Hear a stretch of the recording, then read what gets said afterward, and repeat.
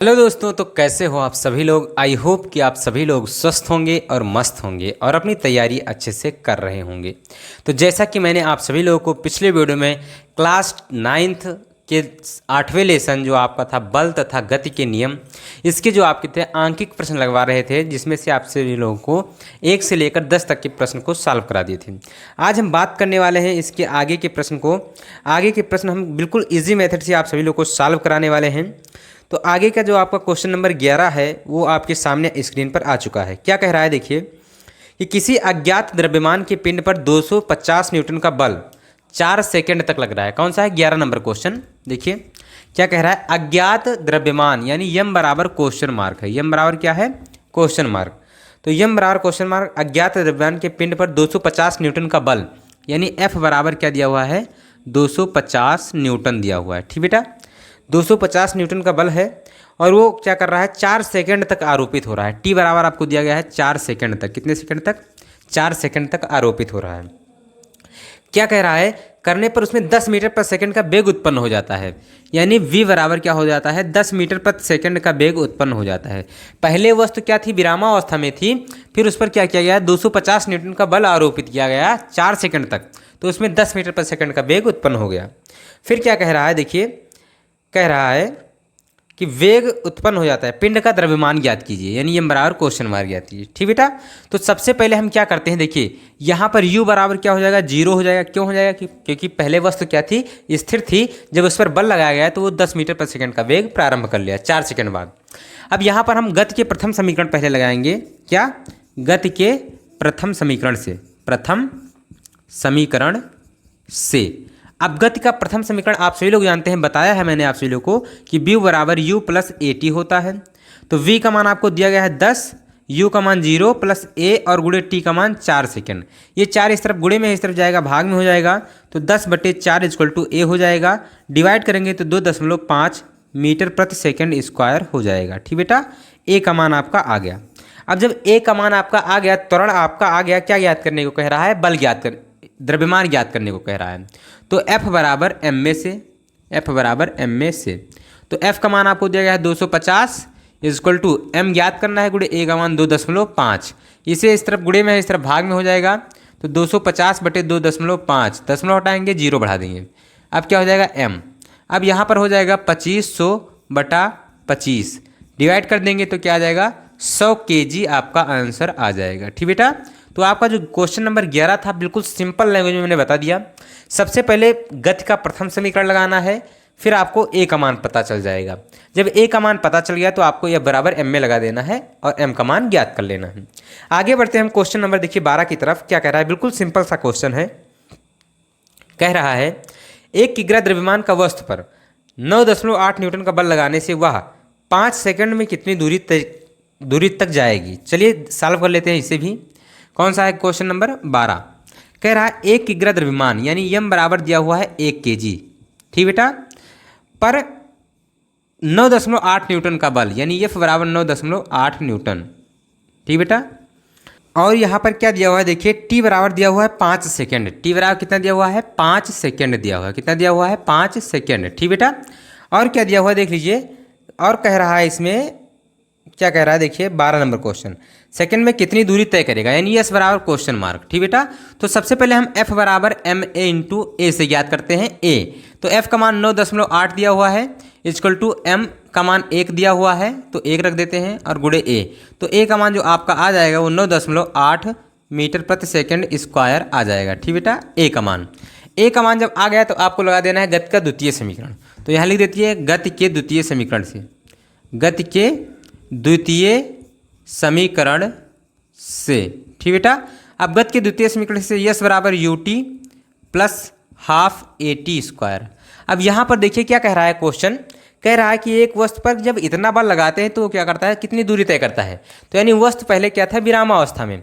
अब जब बल लगाया गया 5 सेकंड के बाद तक, तो उस क्या है? वस्तु कितनी दूरी चलेगी, यानी u बराबर 0 हो जाएगा। तो 0 गुणे 5 प्लस 1/2 और गुणे a का मान 9.8 और गुणे 5 और गुणे 5 हो जाएगा। ठीक बेटा, आगे देखते हैं। तो यस बराबर आपका हो जाएगा 0 प्लस 1/2 गुणे 9.8 और गुणे 25 हो जाएगा। ठीक बेटा, तो यस बराबर आपका आ जाएगा 9.8 गुणे 25/2 हो जाएगा। अब आप क्या करेंगे, 9.8 का जब 25 से मल्टीप्लाई करेंगे तो कितना आ जाएगा देख लेते हैं। तो 9.8 गुणे 25 तो आपका आ जाएगा 245। कितना आ जाएगा 245/2 हो जाएगा। यस बराबर इसे आप भाग कर दीजिए तो 2 एकनम 2 हो जाएगा, 2 दूनी 4 हो जाएगा, 2 दूनी 4 हो जाएगा, दशमलव लगाएंगे 5 हो जाएगा। यानी यस बराबर आपका आ जाएगा इतना 122.5 मीटर आप दूरी तय करेगी वो वस्तु, जिस पर हम क्या करेंगे 9.8 न्यूटन का बल 5 सेकंड तक लगाएंगे। आगे बढ़ते हैं हम क्वेश्चन नंबर 13 की तरफ। क्वेश्चन नंबर 13 बिल्कुल सिंपल सा है, देख लेते हैं, इसे भी सॉल्व कर देते हैं। अगर बच्चे इसे हल्के में लेंगे तो हो सकता है कि उन्हें परेशानी हो जाए, लेकिन अगर आप ध्यान से वीडियो को देखेंगे तो कोई परेशानी नहीं होने वाली है। तो चलिए हम इसे भी सॉल्व कर देते हैं बिल्कुल सिंपल लैंग्वेज में, देखते ही देखते। क्वेश्चन क्या कह रहा है, एक ट्रक का द्रव्यमान 2 टन है। तो यानी द्रव्यमान m बराबर दिया हुआ है, कौन सा नंबर है 13 नंबर, 2 टन, m बराबर 2 टन। अब 1 टन में कितना होता है 1000 किलो होता है। तो 2 टन बराबर 2 गुणे 1000 तो बराबर हो जाएगा 2000 किग्रा केजी। ठीक बेटा, ये हो गया क्या m बराबर। और क्या कह रहा है, यह 72 किमी प्रति घंटा की चाल से जा रहा है। यानी u बराबर दिया है इसका 72 किमी प्रति आवर। इसे हम क्या करेंगे मीटर प्रति सेकंड में बदलेंगे तो क्या करेंगे 72 इंटू 5 अपान क्या हो जाएगा 18 हो जाएगा। इसे काट दीजिए तो 4 गुणे 5 इक्वल टू क्या हो जाएगा 20 मीटर प्रति सेकंड आ जाएगा। ठीक बेटा, यानी u का मान जो है आपका 20 मीटर प्रति सेकंड दिया हुआ है। और क्या कह रहा है देखिए, ब्रेक लगाने पर यह 50 मीटर दूरी पर जाता है। यानी यस बराबर दिया है 50 मीटर। ठीक बेटा, 50 मीटर की दूरी पर जाकर क्या हो जाता है रुक जाता है। यानी अंतिम वेग जो b इक्वल टू हो जाएगा वो 0 हो जाएगा। ठीक बेटा, आगे देखते हैं क्या कह रहा है, ब्रेक द्वारा आरोपित बल की गणना कीजिए। यानी F बराबर आपका क्वेश्चन मार्क है। तो सबसे पहले हमें क्या करना होगा, A ज्ञात करना होगा क्योंकि F बराबर m में होता है। तो गति के तृतीय समीकरण से हम लगाते हैं, गति के तृतीय समीकरण से, तृतीय समीकरण से। अब गति के तृतीय समीकरण से क्या होता है, v स्क्वायर बराबर u स्क्वायर प्लस 2as, यही तो होता है। v का मान कितना है 0 का स्क्वायर इक्वल टू u का मान कितना है बोलिए, तो u का मान आपका 20 का स्क्वायर और प्लस 2 गुणे a और गुणे s का मान 50 है। ठीक बेटा, अब ये प्लस में है इस तरफ आएगा माइनस में, यानी 20 का स्क्वायर करेंगे 400। तो यहाँ पर देखिए मैं सबसे पहले इसे क्या कर देता हूँ 0 इक्वल टू 400 और प्लस में 50 दूना 100 a हो जाएगा। ठीक बेटा, ये 400 प्लस में इस तरफ आएगा माइनस में हो जाएगा, यानी 400 बराबर 100 a हो जाएगा। ठीक बेटा, अब इसे आप काट दीजिए, 2 से 2 काट दीजिए तो a बराबर कितना आ जाएगा, a बराबर आपका आ गया 4 मीटर। क्या आ गया, a बराबर आपका आ गया कितना, तो -4 मीटर प्रति सेकंड स्क्वायर। a का मान आपका आ गया। अब a का मान आपका आ गया तो f आपसे ज्ञात करने को कह रहा है, तो f बराबर ma लगा दीजिए।